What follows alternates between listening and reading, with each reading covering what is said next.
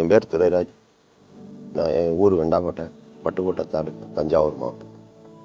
நான் தென்னை ஒரு 7 ஏக்கர் பண்ணுறேன். நெல் ஒரு 1.5 ஏக்கர் பண்ணுறேன்.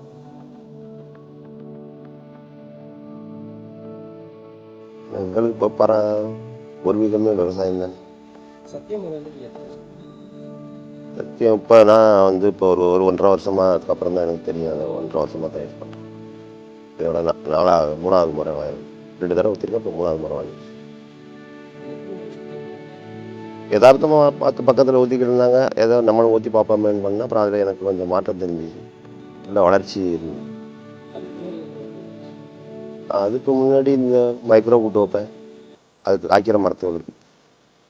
இப்போ ஒரு பிள்ளைக்குன்னு பண்ணுறது இப்போ தான் பண்ணேன். இதில் பிள்ளை இன்னும் தென்னை மரத்துக்கு போயிட்டு பார்க்கல. இந்த பிள்ளை நல்லா வளர்ச்சி இருக்கு. 1 வருஷத்துக்குள்ள நல்ல வளர்ச்சி.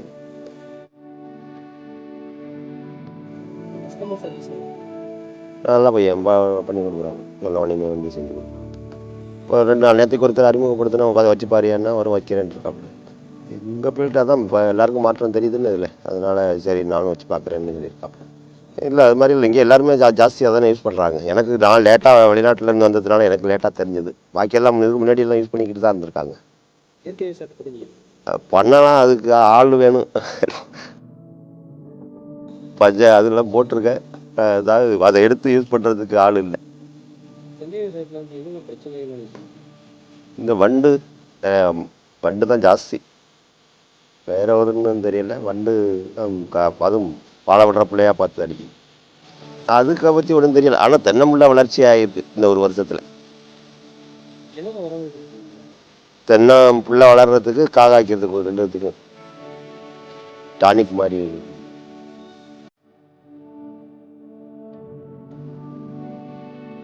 இதுதான் நல்ல வளர்ச்சி. எனக்கு பொறுத்தளவில் பையன் சொல்ல இதை கேட்பேன், இந்த மாதிரி பண்ணுங்க பார்ப்பேன். ஃபஸ்ட்டில் அவர் தான் வந்து சொல்லி ஆளுகளை வச்சு பண்ணி கொடுத்தாங்க. அதுக்கப்புறம் இப்போ நம்மளே பண்ணிக்கிறோம்.